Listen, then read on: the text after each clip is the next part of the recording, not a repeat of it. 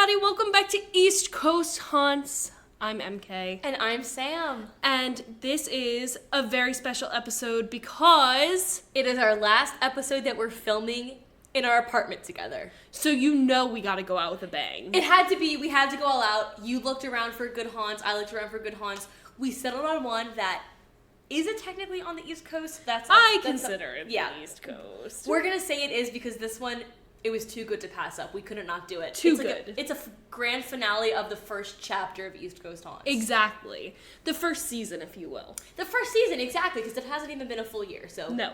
The first season. So, we have a little maybe not interactive element, but a fun little element to do. You know that this had to be a special element, and right? I wish that you could see the setup in the apartment right now. We have a food weigher, what are those? A food scale? A food scale. But we're not cooking, Sam. No, we're not cooking. We're drinking. We're bartending. That's right. It was the only go out with a bang, you know, champagne, except it's not champagne because Mary Kate is making us a drink that has to do with the haunt of the day. And this very special segment is called Haunted Happy Hour with spirits both literally and figuratively. I don't know if that makes sense. Trademark that. No, they get it. Don't steal it. You know. And they're like, we're not going to steal it. You can have that. So, I'm going to be concocting this little drink on the air. So, let's get to it. All right? I'm going to announce what I'm putting in our little shaker boy. And you guys can tell me what you think, where you think we're headed. Yeah. Okay, so let's start. Okay. So, we're going to start with an ounce, this is doubled actually, so 2 ounces of simple syrup. Okay. Ooh, it's gonna be kind of like ASMR too. Yes, it is. That's why I put the microphone close to the shaker. Oh, this will so that we can vibe. All right. So far, so many things have simple syrup in them, so I feel like I'd be like, okay. Right? Well, we've got more coming. All right, now we've got 2 ounces of fresh lime juice, but I only had enough for one. When did you just squeeze that? I just squeezed it right before we sat down to start doing the episode. I didn't see you do that. I'm just that sneaky. All right, and now you're putting in, what's that? This is sweetened lime juice, so. Ooh, okay, so some fresh and some sweetened. Yeah, because I ran out of fresh. Okay, then. You don't have to admit that. I was ill-prepared. Now, 2 ounces of cucumber vodka. Ooh, cucumber vodka. This sounds kind of like a spa day vibe so far. Ooh. A little heavy on the vodka board. That's how we like it around here. We are our grandmother's granddaughters. Yes, we are. 8 ounces. She's got the Brita. I do. I have the Brita. It calls for 8 ounces of chilled water. Please don't spill that on your laptop. That would be a great way to end East Coast Haunts really quickly. Yeah. The Patreon money can't pay for a new laptop. Not yet. Not quite there yet. Which, speaking of, go subscribe to the Patreon. Yeah, to pay for her new laptop. And the key ingredient that's going to give it away, the big kahuna, if you will, is absinthe. Absinthe? And that's where this calls for 3 ounces of absinthe. Look at it. It's a nice It is green. It's a light green. That's 1 more ounce, I think. It's quite a pretty color. All right. I have to tell you guys that I felt like such a weirdo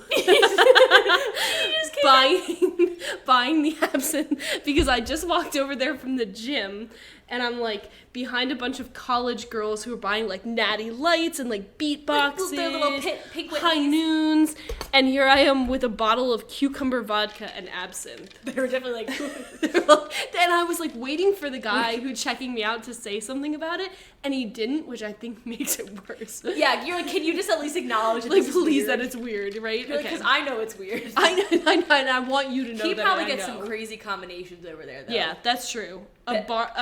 A liquor store in a college town knows no shortage of weirdos. All right, let's hear we're that gonna shaker. give this a shake.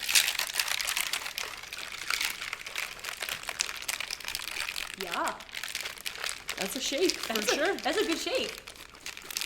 I've never realized how a shaker looks like an urn, sort of. Yeah. Right? just adding to the spooky element. It is. Now we're going to give this bad boy a go, and we're going to pour it into 2 glasses, and we're going to give you our review. And I'm so excited. while I do this, Sam, you want to tell us where we're headed this week? If you have not guessed yet, because I wouldn't have guessed, so no, I it's definitely fine if you, wouldn't. Yeah. We're going to New Orleans, Louisiana, to the old Absinthe House. Oh my gosh. And Mary Kate just gave me the drink. It's definitely like a nice light green. Actually, it's very aesthetically pleasing. It looks like the color of like an apple teeny, if you can conjure that up. Cheers. Wait, do it closer to the mic. Cheers. All right. Okay, wait. I also want to take a picture of us since it's like our last episode in here. Thank you. Okay. You got it. All right. So, the old Absinthe House in New Orleans. So, it's interesting because New Orleans is definitely considered one of the more haunted places, I think, on the East Coast / in the United States in general. Do you agree? Yes, absolutely. Have you ever been to New Orleans? I have been to New Orleans once. It was I would say I was maybe like a sophomore or a junior in high school. Okay. And it was super fun, but I was not 21, so I couldn't drink. Oh, that stinks a little bit. And I remember like my mom and dad had these like Jello shots that were inside of like those syringes, and that was like back before that was a thing. Yeah. And I thought it was the coolest thing ever, and I wanted to try so bad. But I remember Bourbon Street was insane. Bourbon Street is fun. I think it would be fun if I had been able to drink. We should go back there and do like a haunted tour. We should, because there's so much. I would love to go back there. I mean, talk about a haunted city. Yeah, seriously. Okay, and you've been there too? I have. I was Very there recently, actually last year. Actually, right around this time, because my college Villanova made it to the Final Four, and New Orleans was hosting it. That was crazy. I was only there for like 48 hours. And didn't you stay at like an Airbnb or like a hotel or an Airbnb like so far away? It or was something? an Airbnb like an hour outside of the city, and it was like quite literally in the bayou. I've never seen a house like with such a weird design. There was a staircase that was so steep I actually had to get on my like hands and knees to like go up it. You had to put and it was after Bourbon Street, so I was a little bit worried that someone was gonna go careening down it. That's like dehumanizing. They make you crawl up the stairs. I know. Okay, let's try our sip. All right, go. I thought I wasn't gonna like it. It's fine. I don't like the absinthe, to be honest with you. Yeah, the absinthe is just weird. It tastes like a Good and Plenty. It tastes like a Good and Plenty. It tastes like a Good and Plenty. Which, if you guys don't know, they're like those white and pink-looking, pill-looking candies. Yeah, with like black licorice on the inside, and then it's candy-coated to make it like palatable, but then the candy coating is gross too. Yeah, exactly. Like, it totally tastes like a Good and Plenty, you're right. Yeah.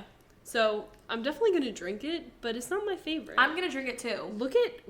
If you look at it, there's like, not sparkles, but like, do you see that like interesting kind of film on the top? I think that's like the lime. That might be. Lime. All right, well, if we start hallucinating during this episode, which we won't because we know that that's a myth thanks to our episode on you. Yes. Which is on the Patreon for those of you wondering where that is. Go subscribe. But let's get into it. Yeah. Okay. I'm ready. So I'm going to start by telling you about the history of the old Absinthe House, okay? Please do. So, Jean Lafitte's old Absinthe House, as it's sometimes called, is a 200-year-old bar located on 240 Bourbon Street in New Orleans, Louisiana. I didn't realize it was right on Bourbon Street. It is. It's almost like one of those blink and you'll miss it places. Like, okay. It's sort of like old-fashioned, like a smaller sign, at least from the pictures I saw. Interesting. Yeah, because Bourbon Street already has so much going on. Yeah, exactly. Yeah. It's like that'll be the last thing you see. So the old Absinthe House was erected, LOL, in 1798, but it was not originally intended to be a bar. It was owned by a man named Pedro Front and another man named Francisco Juncadilla of Barcelona. So they were these two Spanish men. And they used the building for their importing firm. So correct me if I'm wrong, but I think an importing firm is just a place that sells products that are imported from other countries. That makes sense to me. Right? Yeah. I looked it up, and like I looked up importing firm, and then they were all just saying like, did you mean like import? Like, what is an import? So I was like, okay, I feel like that's what that means. I would agree. Especially because back then, the importing and exporting was like a hot topic. So anyway, so that's what they used the building for. So they sold things that weren't necessarily available in the U.S. unless they were imported from another city first. For example, there are certain types of food, tobacco, like Spanish liquor that these guys would get, and then they would sell to the citizens of Louisiana. But I guess it wasn't Louisiana yet, so the people of the area. I like actually kind of forgot that it wasn't. Yeah, no. Oh, wait. Yeah, because when was the Louisiana? It was until later. Okay, cool. So it was basically like a corner store or a bodega, if you're a New Yorker. Yeah, so it's like, it was like an old-fashioned corner store. And that's what it was for a while. But then 17 years after it originally opened, so this is now around 1815, the bottom floor of the old Absinthe house is redesigned into a saloon. Super fun, right? You know what? I've always wanted to go to a saloon. Me too. Like a genuine, even like a hokey saloon I would go to. Actually, I take that back. I have been to a hokey saloon. Where? So back where I like grew up, there was this thing called like Wild West City, and it was like sounds like New Jersey. Yeah.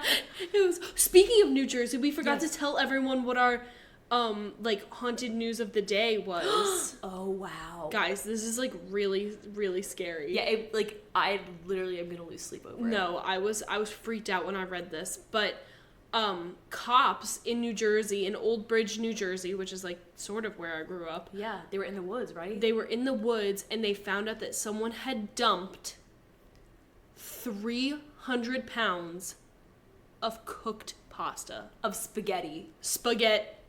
When you mom come home and make spaghetti. This is definitely going to be a very unhinged episode. Yeah. But anyway, I'm sorry, I just feel like I had to mention that. Yeah, we thought that we were like laughing for a good couple minutes. Cracking up over it. Because what is your theory on who dumped 300 pounds of spaghetti? Like, what a waste, first of all. The ghosts, probably. Yeah. Probably the Jersey Devil. The Italian, those dang Italian, New Jersey Italians. There's a lot of them. I'm sitting right next to one. So that was like our spooky news of the day that we were like, we have to say this. It's not that spooky, but it's yes, kind of funny. But anyway, back to Wild West City. Mm-hmm. They it was this little I don't even know how to describe it. It like almost like a theme park, but there were no rides. It's super suspicious. And it was like supposed to be like an Old West city. It sounds fun. It was fun. You would go on like a stagecoach, and like they had reenactors like come and like hold up the stagecoach and like rob you. Ooh. Quote unquote. Oh. But they had like a saloon, and I'll never forget. My younger sister was like walking, like everything had gone wrong that day. Like we were late to like our ticketed portion of the thing. No. Like my other younger sister like screamed and cried during the reenactment, and then my other younger sister was running up the stairs. How old were they? Probably like 5 or 6. Okay. And I crying during the reenactment. If I was one of those actors, I would have felt so bad. And my other younger sister was running up the stairs to go into the saloon, and I think like, you know how they have those like doors? Swinging doors, yeah, of course. I think like one like swung back, oh my God, or she like tripped or fell something, and she like cut up the entire side of her leg and was like screaming. Oh! So that was our last so time did at you Wild get West I was gonna City. say, did you get banned from Wild West City? I don't think so, but I don't think you they girls were happy wreaking with havoc.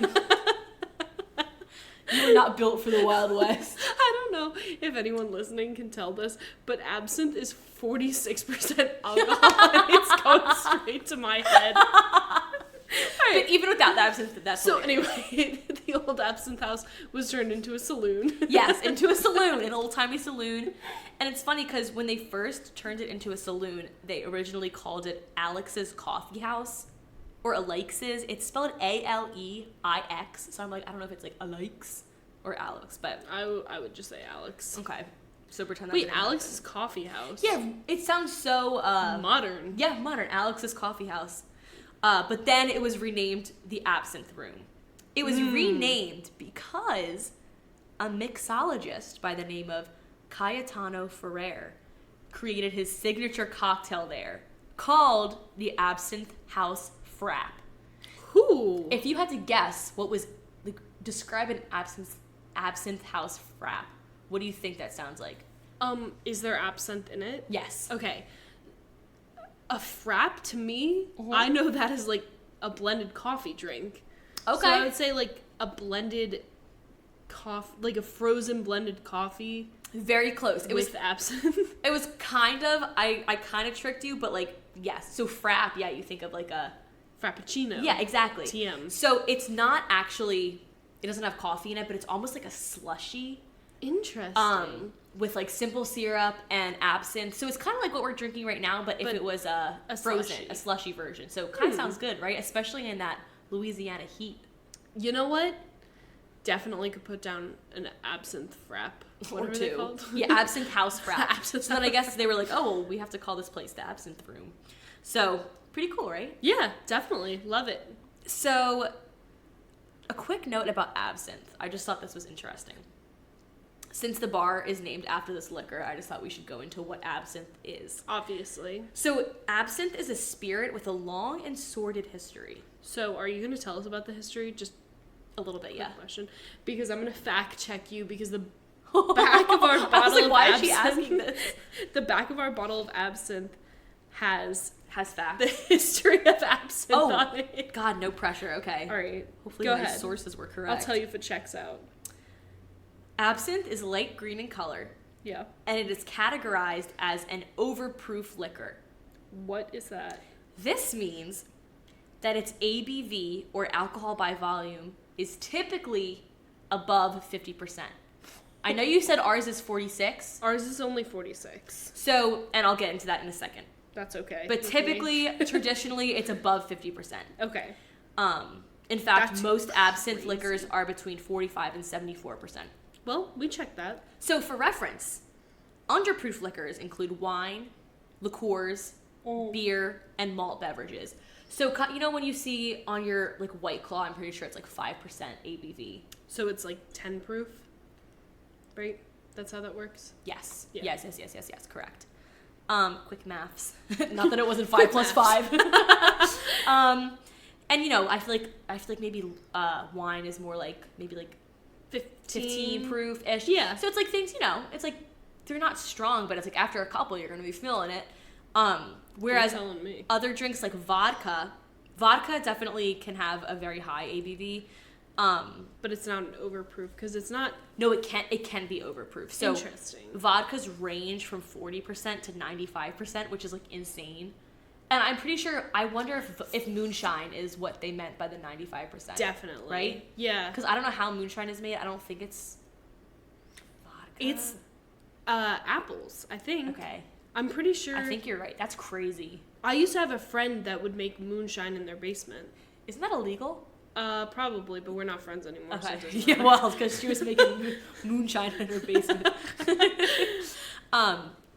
So vodka can be 40 to 95%, and rum is usually like, rum and whiskey actually are about 36 to 50%, and tequila is like 50 to 51. So absinthe overall is much stronger than the rest of these. Interesting. Overall. I mean, I don't think that like your average like Smirnoff is going to be 95, you know? Well, we have Smirnoff sitting right here. So let's see what that one Smirnoff is. is 30% alcohol by Yeah, volume. 30. Where, okay, so...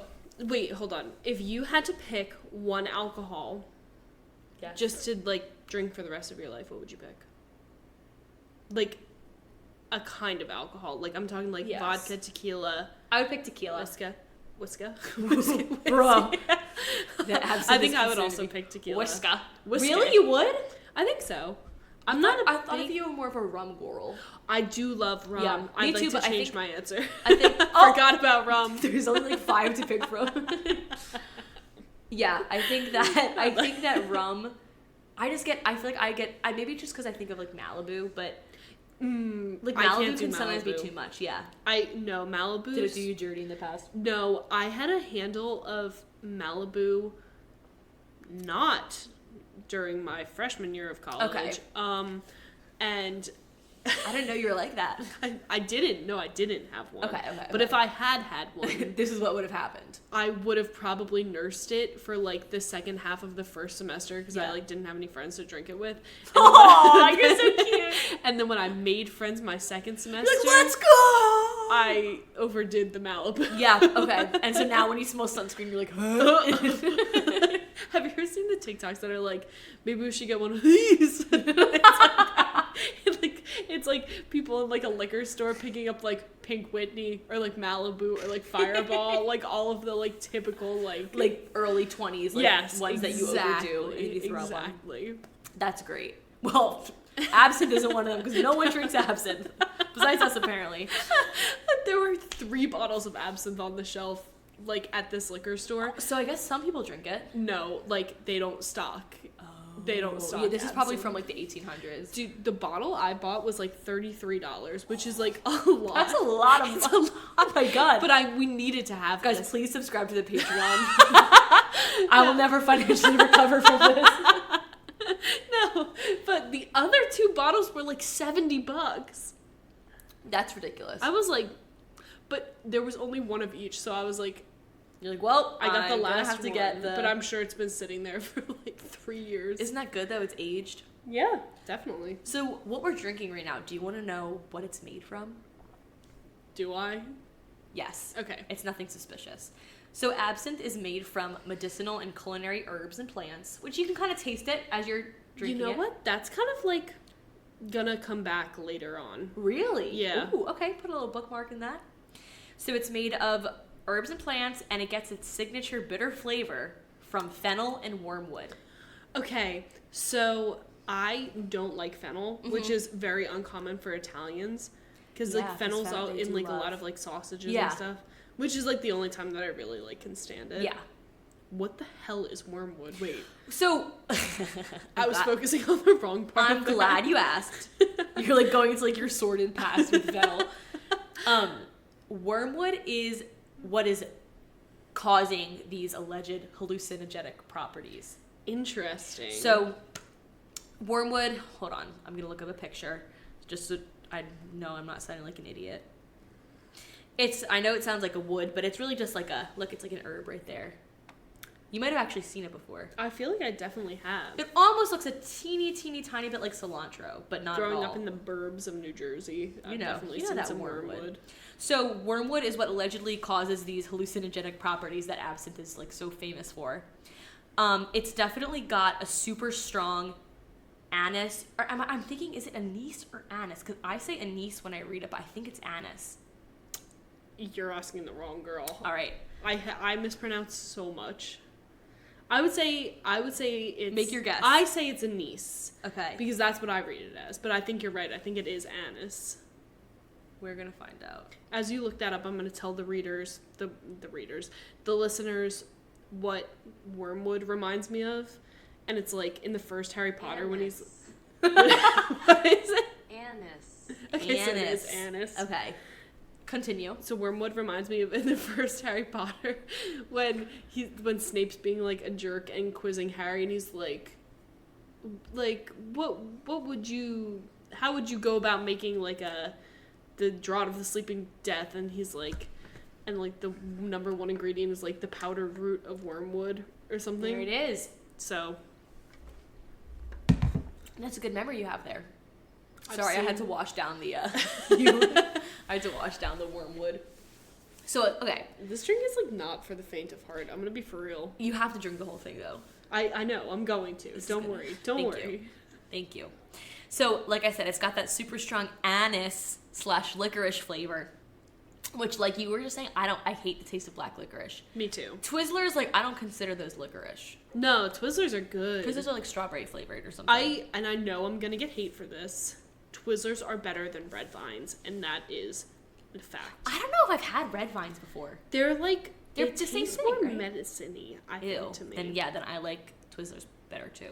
But I like the pull apart Twizzlers. You know what I'm talking about? I like the regular ones. I like the super long ones that you can like whip with Yes, them. I got in so much trouble when I was Really? a kid because one time we went to Hershey That's so Park with funny. my little sisters and I whipped one of them. And then they fell and they started crying. Yeah. They started crying during the hold up. There's a theme in this episode. There is. Your sister's crying. So, the absinthe that is legally sold in the U.S. only has trace amounts of the wormwood plant. Okay? That's kind of lame. So no, you're very unlikely to hallucinate when you drink absinthe. In fact, you'd actually need to eat an entire wormwood plant to get that hallucinogenic property going. So like, if you really want to hallucinate, like, you have to eat the entire wormwood plant. Done. Like, that's just not worth it. Oh my god, I know. Get me a wormwood. I feel like at that point it would just be easier to do like a magic mushroom. You know what I'm saying? Yeah, like, I guess if you're like super determined to like hallucinate with wormwood, like, I don't know, man. I don't know. Is it worth it though? Start cultivating now. I'm scared that I'm gonna have like super vivid dreams tonight. I know. Because of this. I'm gonna be freaked out. We'll check back visited with you by a ghost. They're gonna be like, "Stop your podcast. It sucks ass." Just kidding. All right. Anyway, back to reality. Back to life. Now it's 1874. Okay. This bar called the Absinthe Room is named after that famous Absinthe House frap, right? Yes. Love Prohibition officially starts. Oh no. In January 1920, which I kind of like completely forgot about that part of history. Like, that's crazy that happened. What? Like prohibition? Yeah. Why did they do that again? Because I think there was a movement that was saying like alcohol is bad, it's the devil, which, like, you know, fair enough. Like, people, I do think it brings out the worst in people. It does. But as I sip my absinthe. Listen. But there was like a big movement about it, and I think maybe the politicians like felt pressure or something. So, prohibition banned the production, importation, transportation, and sale of alcohol in the United States. Damn. For those who didn't know. But it didn't ban the consumption? So if I was making my own alcohol, I'd be good? No, because you would be producing it. Oh, so production, importation, transportation, and sale. So basically, yes, everything. And I think it's like assumed that like drinking alcohol is also illegal. But okay, what if I already had like a stash of alcohol? You know what? Go back to 1920 and go ask them. So of course, the bar continued to stay afloat secretly by. Oh my god, you were like 1,000-mile stare when I looked over at you. I'm a real big lightweight. She's a lightweight. When it comes to alcohol, guys. Listen, it's the absinthe. Okay. It really is. So, of course, the bar continued to stay afloat, like I said, thanks to on the DL liquor sales. Like, they would sell things under the counter. Like a speakeasy? Almost. Okay. Almost like a speakeasy. But then, a couple of years after that, they moved all the stuff from the old Absinthe House, and they took it down and moved it to 400 Bourbon Street. And it served as like a real speakeasy, like a bar, like a secret bar. That's so fun. For those who are in the know about like where to go to have a good time. Damn. Fun, right? Yeah, I want to be in the know. So the bar moved down to 400 Bourbon Street, which is like still pretty close to the original spot. Okay.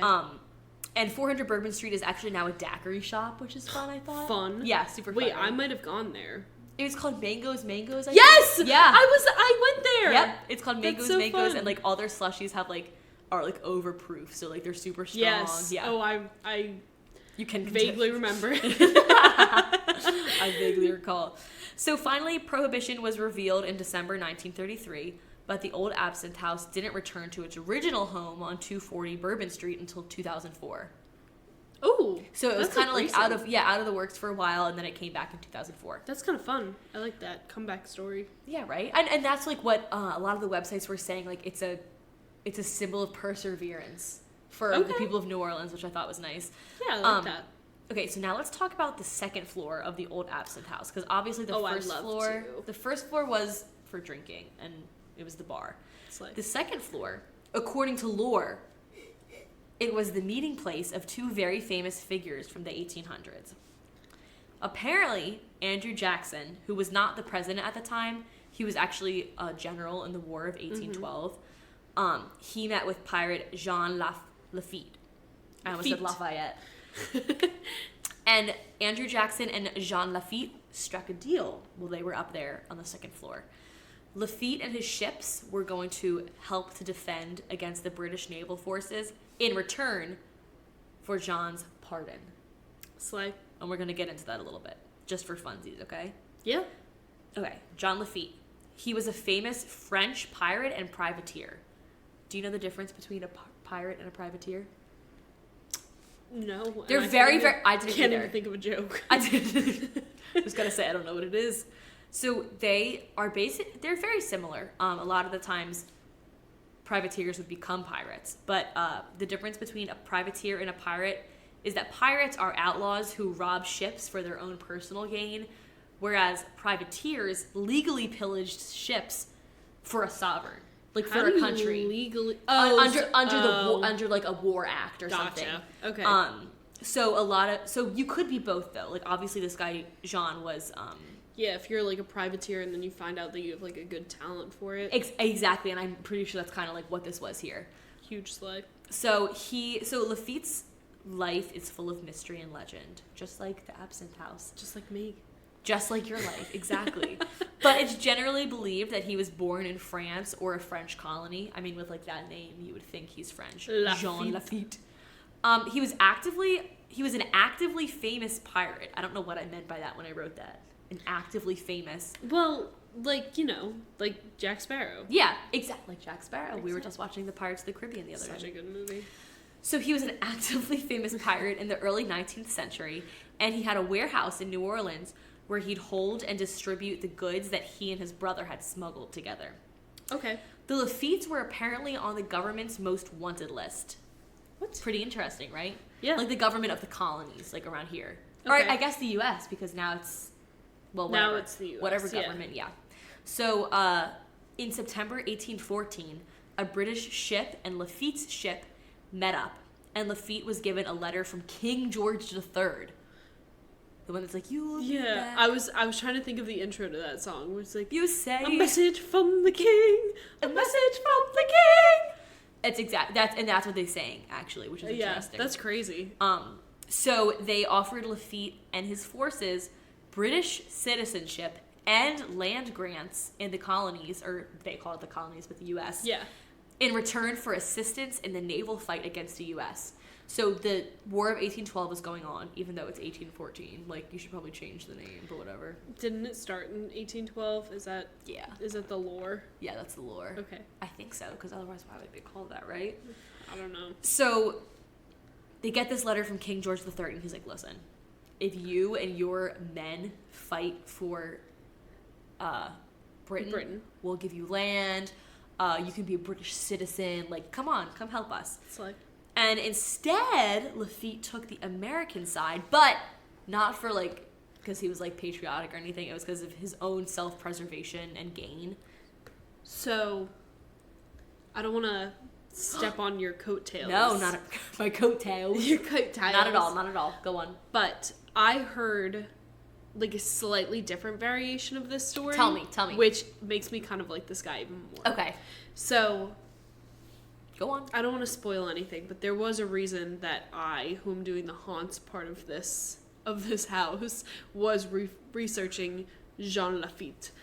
And I found that he had formed, so the colonies that they're actually talking about are not the U.S. The colonies that they're talking about is a colony that Jean Lafitte himself formed in the land that is Louisiana today, and it's called Barataria Bay. Oh. And the British came in and they were like, we're going to offer you something. We're going to offer you $30,000.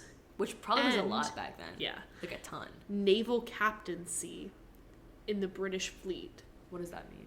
Oh, so they would be naval captains. He would become a naval captain. Wow. If he just pledged his allegiance to Britain. All right. So he was like, that's a great deal. So he did. And then he turned his ass around and told Louisiana like governors and officials that the British are going to try to invade in this bay area. He's a little bit of a two-timer. Yeah, a little bit. But he worked in our favor, so it doesn't matter. The U.S. doesn't believe him and instead sends their ships to wipe out his colony that he's created. Yep. So... That's not a good idea. So... Because they didn't believe him. Wow. Do you want to pick it up from there? Yes. And actually, yeah, that's actually a great segue. So his letter that he sent to America offering help said, I am the stray sheep, wishing to return to the sheepfold. If you were thoroughly acquainted with the nature of my offenses, I should appear to you much less guilty, and still worthy to discharge the duties of a good citizen. And it's giving, I'm just a whittle baby. That's exactly what it's giving. He's like, I'm not that bad if you actually think about it. I can be a good citizen. So they're like, okay. And this actually fills in the blanks because I didn't know why then the U.S. Commodore led an offensive force against Lafitte and his people, but I guess that's why, because they didn't believe him. Yeah. So the Commodore Daniel Patterson led the offensive force against Lafitte and his fellow pirates. So they had a battle, let's say, and Lafitte and his men abandoned their ships like fairly quickly. And they were taken captive once they got on land by the U.S. But Lafitte somehow escaped. Whatever. You'd think he would be like target number one. He's a little slippery. Yeah, he's a little slippery little minx. The governor of Louisiana writes to the U.S. Attorney General and is like, can we get a pardon for Lafitte? Now I'm like, is it Lafette? No, it's Lafitte. I think it's Lafitte. Now I'm like second guessing myself. No, I clicked on a pronunciation earlier. Oh, it's just because I misspelled Lafitte here. Anyway. So they're asked, so the governor is like, listen, like, we need to pardon Lafitte and his crew. Then he also writes to Andrew Jackson and is like, listen, like, when they attacked, like, the pirates, like, this is really going to affect our ability to defend Louisiana from the British Navy because, like, we really could have used them. Like, why don't we pardon them and get them on our side? So Andrew Jackson comes into New Orleans and he finds that the city is not even remotely ready for battle should the British come. So he's like, okay, like, what have you guys been doing? What are we supposed to do about this? He meets with Lafitte in New Orleans at the old Absinthe House. The old Absinthe House. And the infamous meeting goes down. Lafitte says that he and his men will defend New Orleans if the U.S. will pardon all the men who agreed to defend the city. The battle was a success, long story short. Slay. And the government granted all the men a full pardon in early February 1815. So they were free to do whatever they wanted. It's interesting because Commodore Patterson, who was the guy who had led that raid in the beginning, he was like praising Lafitte and his men and saying how they were so great and like how they had helped. Whatever, man. I know, right? Like a little too late. So they get their full pardon. Everything's fine. They live happily ever after, maybe. But this is where this like really big exchange of, I don't know, the room where it happened, if you will. Yeah. It happened in the old Absinthe House, which is really cool. That's really neat. And it's interesting because technically when the British ended up attacking the U.S., when Lafitte and his people were there, the war had already ended. The War of 1812 had already ended, but the British hadn't gotten word yet that it had ended, so they kind of like attacked for no reason. Yeah. Which is like a little bit embarrassing. I remember hearing that in A-Push. Like that's embarrassing. A little bit. That's what happens when you don't have like a phone or something. Yeah, I know. Low key. So that's kind of like an overall a brief history. It's definitely best known for, you know, its Prohibition era crazy times and that being the meeting of Lafitte and Andrew Jackson. Well, it's also, little segue here, known as being one of the most haunted buildings in New Orleans, which is saying a lot because New Orleans is known as the most haunted city in America. Wow. Okay. Yeah, that is saying a lot. Let's go back to our boys. Actually, your boy, Andrew Jackson. I know you like him. Stop! Don't start this discourse. We hate Andrew Jackson here. This is a disclaimer that we both absolutely despise him. Yes. I was just trying to get Sam canceled. We were talking. Yeah, you were. We were talking about how much we hate him before. Exactly. And you're Jean so Lafitte. free for that. I know I am. I'm more of a Jean Lafitte girly. I am too.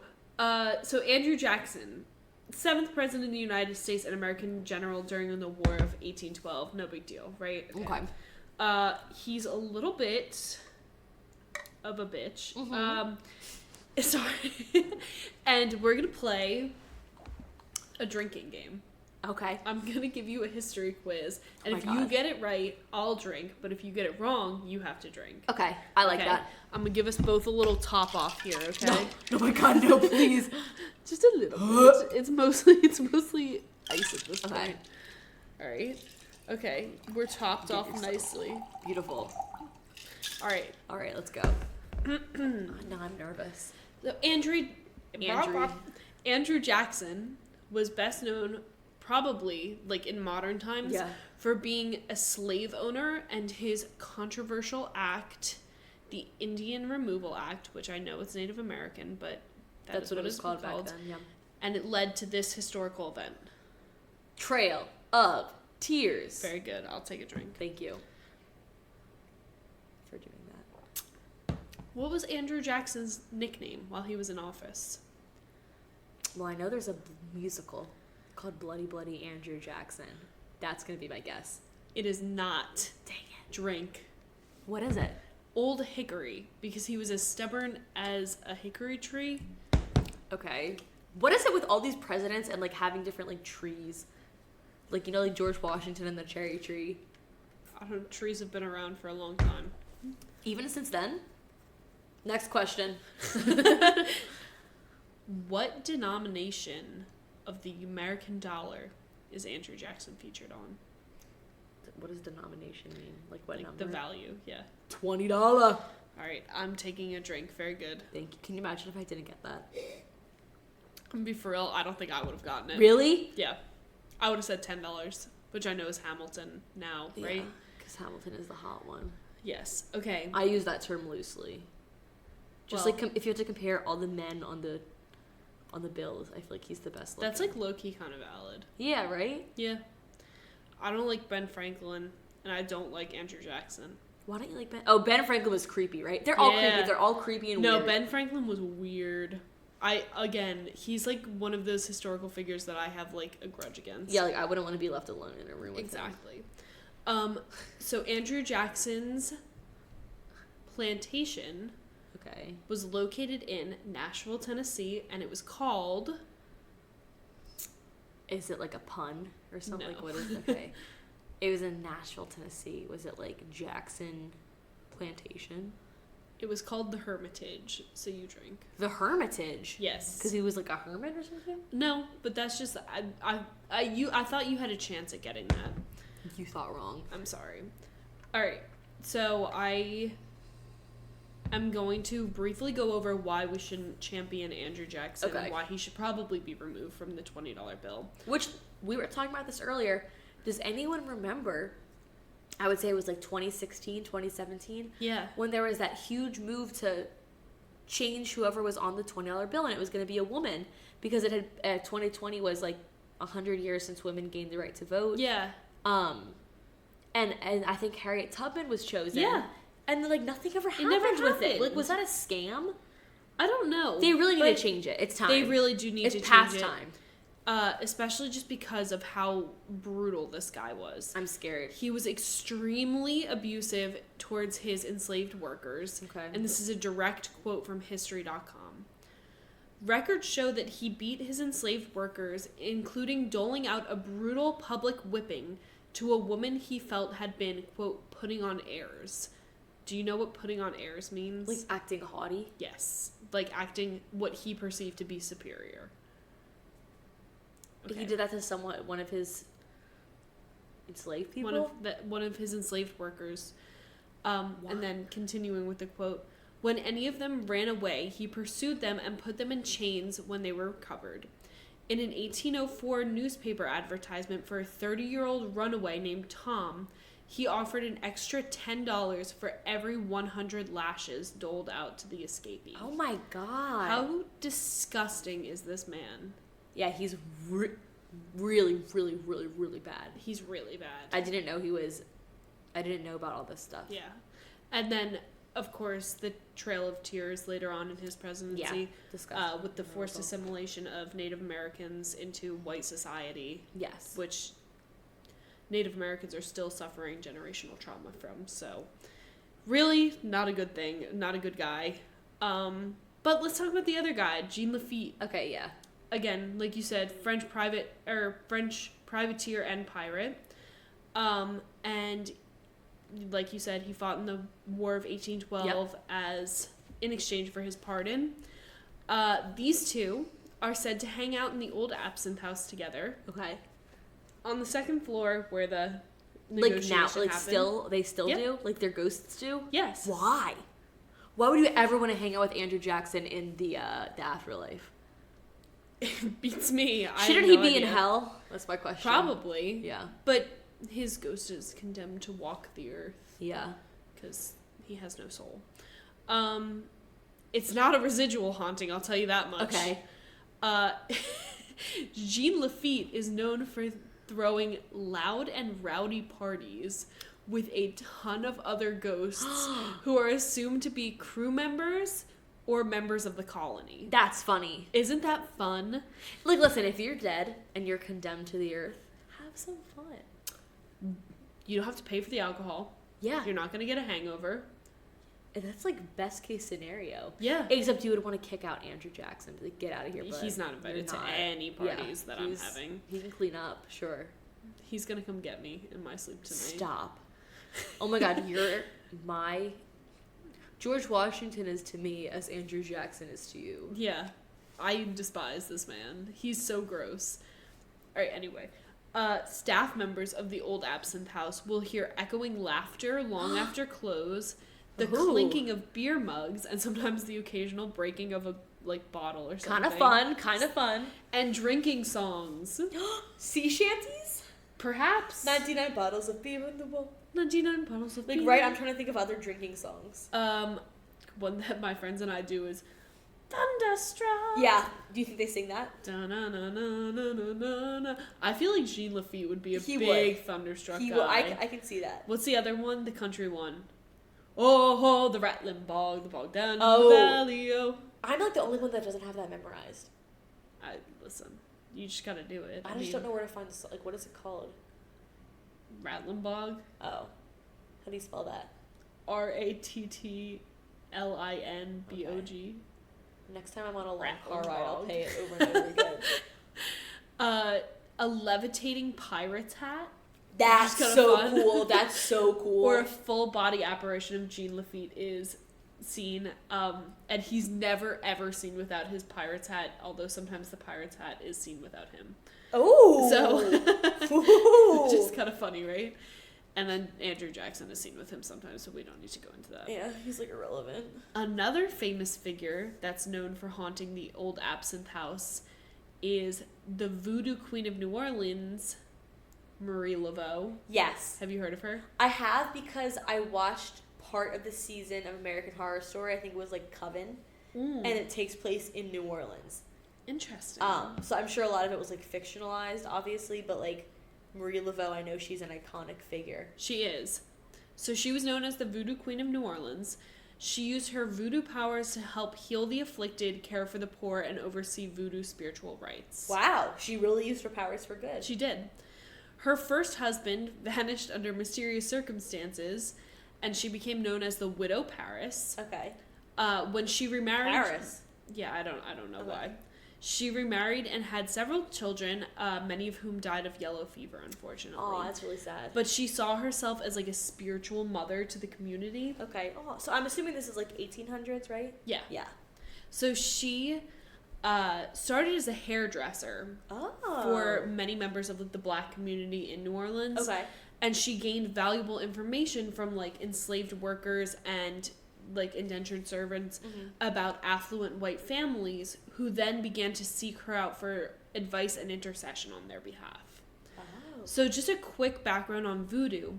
Voodoo entered America through the slave trade, and New Orleans voodoo is very different than the one that still exists in Haiti. Okay. And that's mainly due to the oppression from American slave laws that kind of like limited practice in ways and like limited their spiritual gatherings and practices. So they couldn't do everything that they wanted to do. Exactly. Laveau was drawn to voodoo after the death of her mother and was educated in the arts of voodoo by Dr. John Bayou, who specialized in conjuring and herbology, which is why I said... It's gonna come back. It's gonna come back. It's cool that his last name was Bayou. I know. I kind of thought that was fun too, right? So she would supply people with advice or protective spiritual items known as gris. Okay. It's Gris. I feel like since it's like part French, it'd be gris, right? Yeah. Yeah. And she would conjure different voodoo deities to worship. Oh, wow. And some say that her spirit still haunts the old Absinthe house. No way. I know, it's That's pretty really cool. This is definitely, out of all of them, the spirit that I'd like to run into the most. She just seems like a good person. I really like her vibe. She usually chooses like a perch in a window on the second floor, and she gazes out onto the street. Oh. Out onto Bourbon Street. Some other apparitions that are seen up and about is an unknown man who's thought to be Benjamin Butler. I thought you were going to say Benjamin Button. I also, the first time I read it as Benjamin Button. He was real? You know. Who was a Union general in the Civil War. Okay. But he was disliked on both sides due to controversial tactics and continued assaults on cities that had already surrendered. Oh, that's not cool. Yeah, not a good guy. And there's a woman in a long white dress who is not identified. Classic. That strolls the stairs like up and down repeatedly. Maybe that's where she had her wedding reception. Maybe. Who knows? Had too much absinthe. Yeah, right? There's a young child. Young child. There's always a young child. Who runs around on the 3rd floor. Okay. And then, of course, guests in the old Absinthe house hear whispers, like disembodied whispers. Doors will swing open very frequently with like no rhyme or reason. And everyone there says that there's like very irregular cold spots. But like the cold spots are never in the same area. Right. So they like migrate. And it's like there shouldn't even be cold spots because it's freaking 90 Louisiana. degrees there. Yeah. And out of everything, people say that ghostly encounters, paranormal, sickening like feelings, cold spots, encounters, full apparitions, anything are reported very regularly. Wow. So I guess that's how it became one of the most haunted. I guess so. But if you want to experience a haunting, this seems like it might be the place to go. Yeah. So that's the old Absinthe house. Wow. There's so much history. We really should do a New Orleans trip. I really think we should. There's that. There's so many. There's that gigantic cemetery. Ooh, those are a little chilling when you drive past them. I remember. I think we did like a mini tour of one when I was there, but I think I was really freaked. Like I think I would appreciate it more now because I was a little too freaked out when I went the first time. Yeah. But whenever I think of that, I think of, did you know Nicolas Cage, like, loves New Orleans? And he, like, bought himself, like, a huge, like, mausoleum or something, around, in that graveyard. It's interesting that all, like, the graves in New Orleans are, like, raised.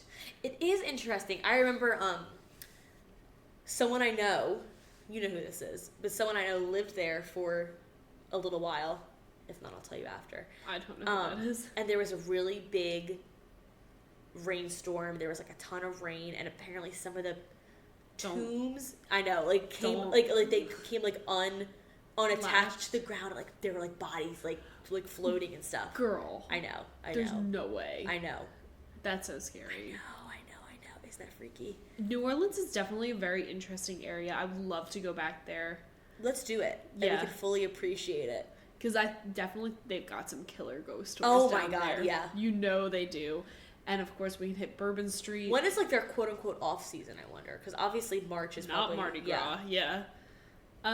Probably like, let's say maybe like the summer. Yeah, it's hot but down it's there. so hot. So maybe like the fall, the winter. Maybe we have to decide. We'll have to decide between a couple different places for like a fall trip. Yeah, because that could be really fun. Okay. Ooh. And it's definitely drivable because a couple of my friends did it. Is it drivable? Really? Yes. Girl, I almost became a spirit myself on the trip to New Orleans because... Were you on Spirit Airlines? No, we were on a chartered airline. And as soon as Oh my god, I forgot about that. Because Villanova chartered an airplane for, like, students who couldn't find a flight because it's impossible to find a flight into the city for the Final Four. Oh my gosh. And that's, like, less than, like, $1,500. So they were like, we chartered this flight. It's only like, You're like, okay. whatever.